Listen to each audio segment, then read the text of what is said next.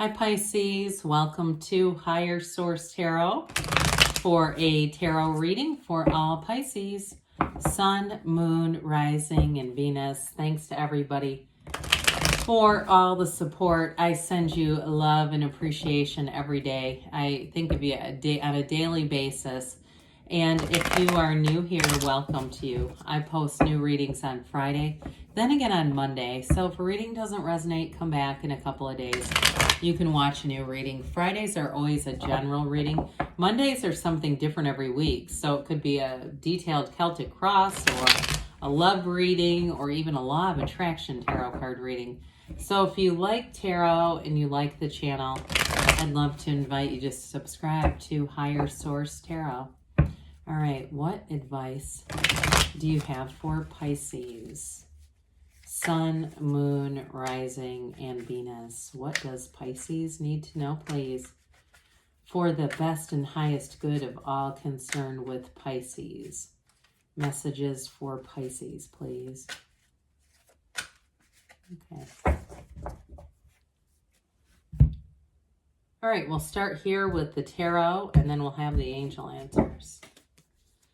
You've got the Seven of Pentacles, the King of Swords, the Emperor, the Seven of Wands, the Five of Pentacles, the Six of Cups, Judgment, and the Fool. Well, very beautiful energy coming through here. I did get right in here, though, something very disciplined, this very disciplined energy with the Emperor and the King of Swords coming in together. So we have here three major arcana. We have Aries, we have water, earth, air, fire, all the elements. Well, I definitely feel like you're going to move forward here, especially that Seven of Wands. This whole area right here is like taking that leap of faith, doing it afraid, whatever it is, going for it. There's a going for it energy. So for some of you with the Seven of Pentacles, you've been waiting here. There's been a bit of a delay. And again, this has to do with money, material gains, but it also is manifesting in the physical body as well. So for some of you, you've got a return to love showing up here. So if it's been waiting on that and wondering, are we ever going to make things right? Are we ever going to communicate again? I do feel their energy coming through, but I also feel like with Five of Pentacles here, it's almost like when you withdraw the energy. So if you've been doing a 30-day no contact, or maybe it's been way more than 30 days and just kind of sitting back saying, what's next for me? It may also be just healing that enough to move on to somebody new. But I do feel like with that Six of Cups, it's definitely a return to love. It's a return to something really, the word special, something that is what we say is hard to find. But again, there's billions of people here. Now, for some of you, anything to do with job, career, you're about to launch with this one. So you may find you have new ideas, really good ideas, because especially with the King of Swords works from the intellect. And so you'll be on point here, but I'm telling you, when the King of Swords has an idea, it's a good one. And so for some of you, when career moves, you're going to have something come in, and it feels more on the, it feels more like the mind, but get yourself prepared. Start priming the pump, meditate. Quiet the mind out, and then allow it to come in, and that's when it's gold. And I hear gold standard.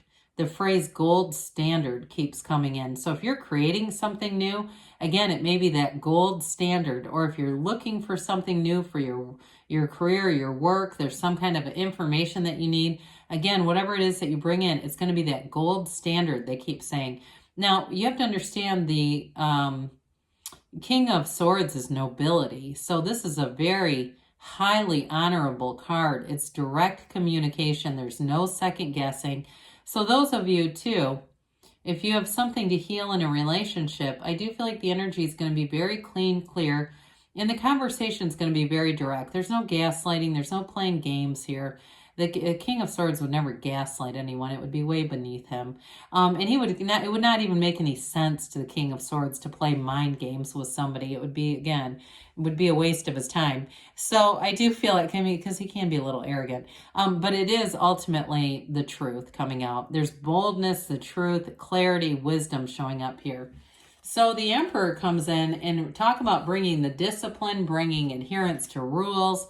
If you are meeting somebody new or you're getting into a relationship with somebody, like I said, this is a very integrous energy, very, very trustworthy partner, and somebody who can commit.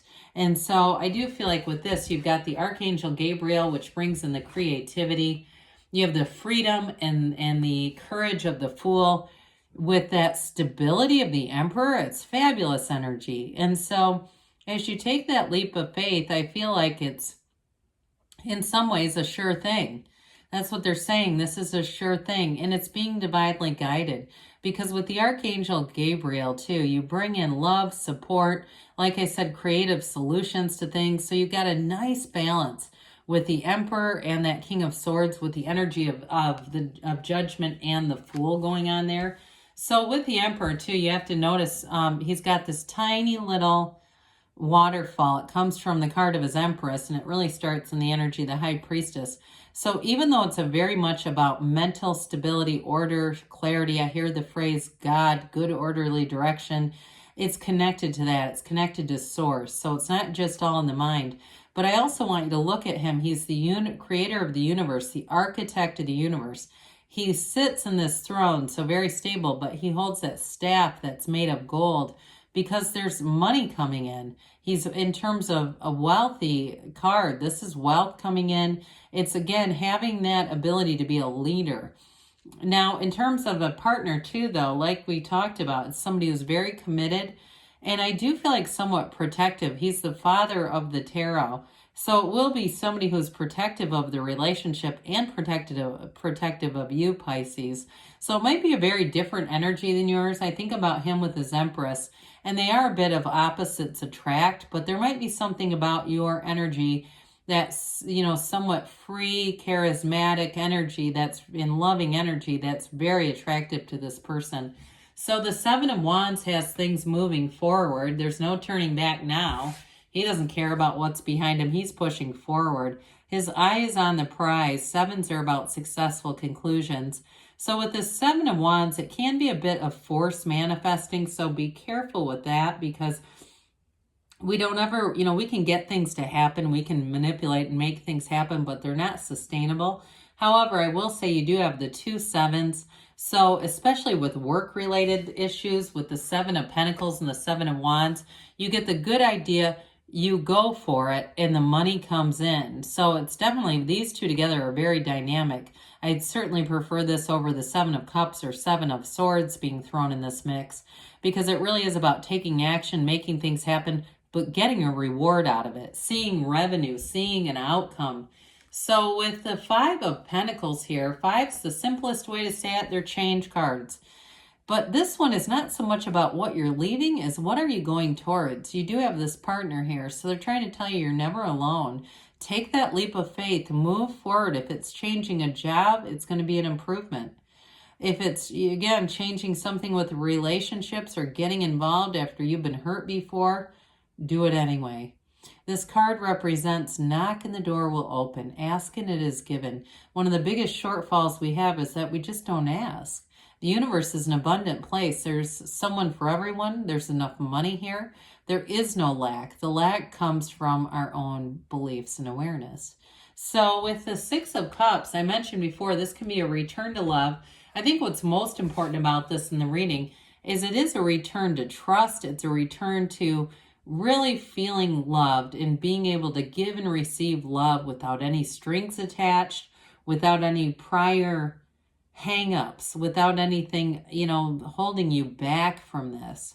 So those of you that, again, if it's a reconciliation, that's here because this is about a return, but it's also a sentimental longing. However, it's like a very nostalgic card too. So I do feel like those of you who are attracting somebody who might be quite different from you, I do feel like you might go back to things that, you know, like the simplicity of dating and going and doing simple dates that are fun, right? Taking a walk somewhere on a beach, doing things that just are very calming. They're good for the soul. They're good for the mind. I see somebody hiking.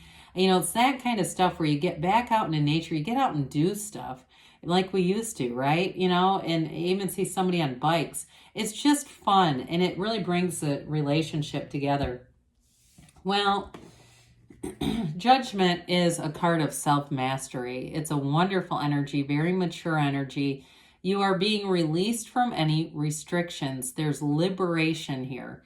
The coffins of the ego do not confine these people, right? They stand up to celebrate.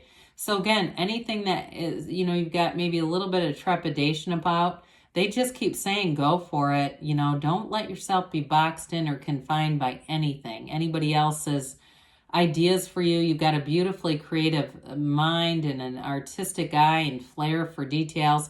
And so with this Judgment card, you do put your stamp on something, and it does kind of tip the scales, I feel. It tips something in your favor.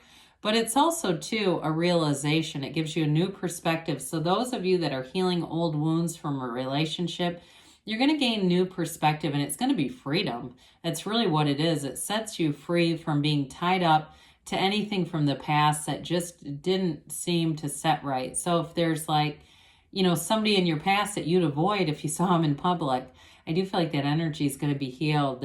It feels like there's going to be a conversation that happens that's going to just eliminate that. It's just going to release you from it. So the Fool has you ready to take a leap of faith. This represents your soul, and it's a reminder that your soul is always victorious.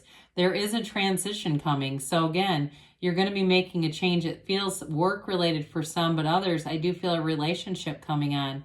With the Fool, though, it's a card of trust, enthusiasm. He's the beginner's mind, and so your mind is filled with no judgments, especially with Judgment being here. It's like letting go of all those limiting judgments, being open to new experiences, new people, and really knowing who you are. You can wipe the slate clean with this, start on a brand new, fresh, clean page, and move forward. It's wonderful. So let's see, lots of courage in this reading, lots of strength and courage coming through for you, Pisces. What else does Pisces need to know, please? Messages for Pisces, please. Advice for Pisces, Sun, Moon, Rising, and Venus. Messages for Pisces. Abundance. So you definitely have, like I said, in some movement going forward, taking that leap of faith. It's going to be a golden opportunity. So new doors are opening. There's freedom here.